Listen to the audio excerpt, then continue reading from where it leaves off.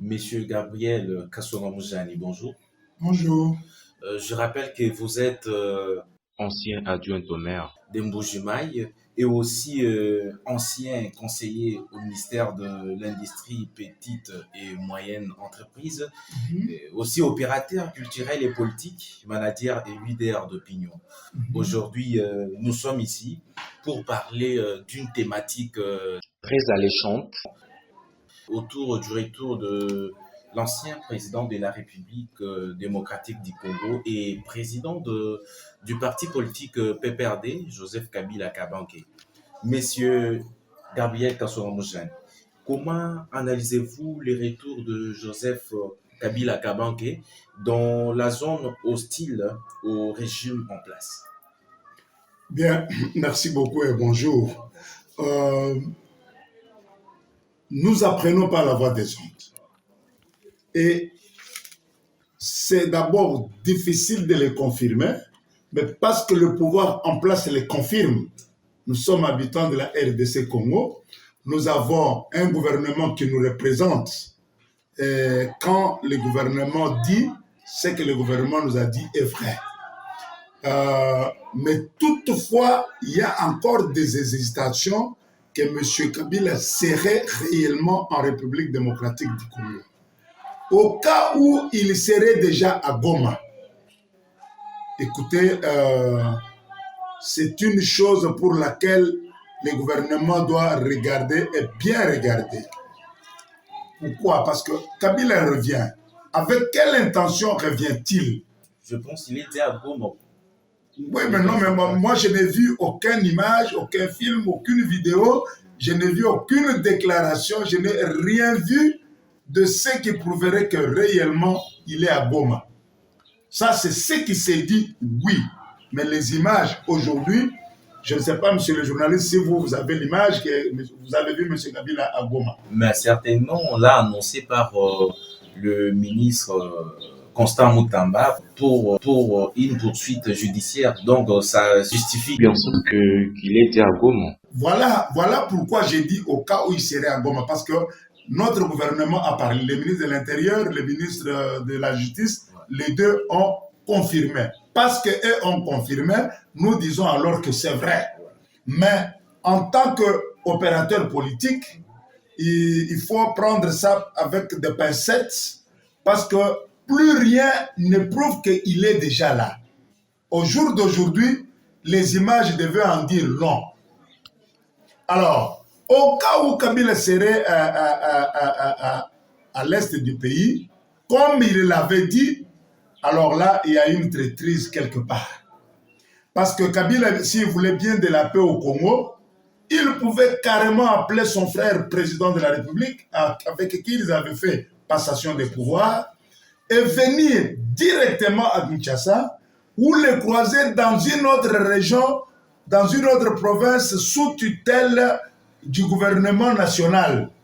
Pas aller à Goma, parce qu'à Goma, ça symbolise l'appartenance aux groupes rebelles qui y ont la gestion de cette province-là. Alors, pour cela, c'est un dossier qui touche à un très haut niveau. Je crois que le gouvernement de la République doit s'en occuper sérieusement et alors sérieusement. Certainement comme le gouvernement congolais l'a déjà fait après l'annonce de la poursuite judiciaire contre Joseph Kabila Kabange, ancien président de la République et aussi sénateur à vie.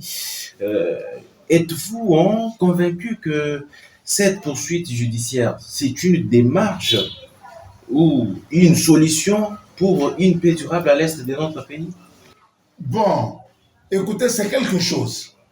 C'est quelque chose parce que si à l'est, on tue, on pille, on fait ce qu'on peut faire, et qu'aujourd'hui, l'ancien président, un sénateur à vie, l'homme qui a reçu tout de la République, c'est vrai, il a fait aussi ce qu'il a fait pour la République, mais ce n'est pas lui qui devait s'afficher dans ces camps-là.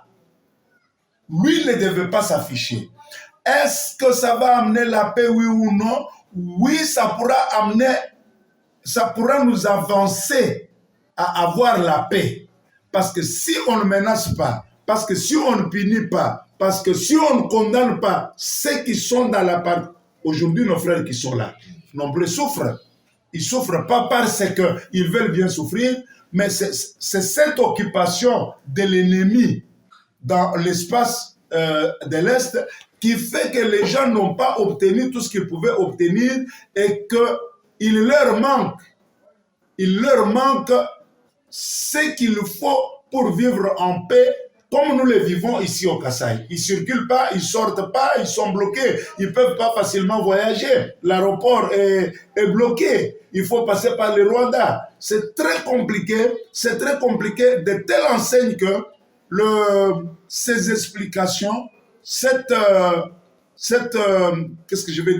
prise en charge de ces problèmes ne peut être faite que par les pouvoirs en place. Nous sommes une population, nous pouvons regretter, nous pouvons apprécier, nous pouvons faire tout ce qu'on peut, mais on n'a pas les éléments tels que les pouvoirs en place là, par rapport à ces dossiers. D'accord, vous avez dit que cette poursuite, ça sera une solution à une paix durable. Dans quel sens? Non, ça ne sera pas une solution, c'est un début de solution. Parce qu'il faut traquer ceux qui nous traquent. Si réellement Kabila est de mèche avec les ennemis de la République, il faut les traquer. Alors, en les traquant, ça peut amener les uns et les autres à fléchir. Et s'ils vont fléchir, c'est qu'ils vont atténuer tout ce qui se fait de mauvais à Goma, à l'est du pays.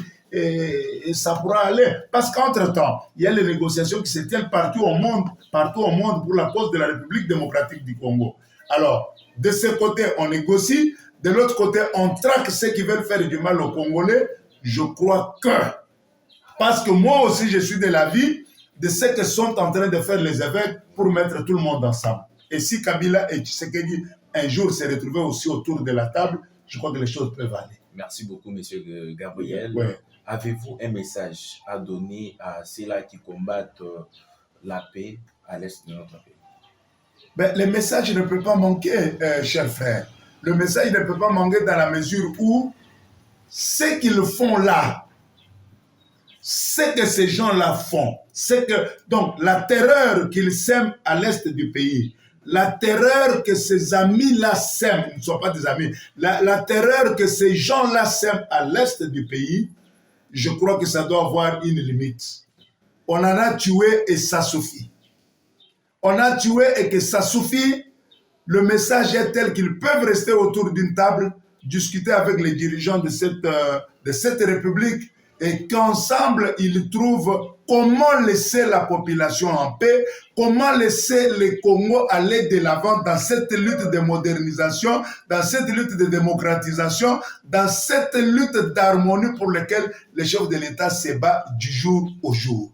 Voilà un peu ces conseils, qu'ils reviennent à la normale, qu'ils restent autour d'une table, qu'ils discutent, qu'ils négocient et les choses pourront avancer. Merci beaucoup, M. Gabriel. Je vous remercie.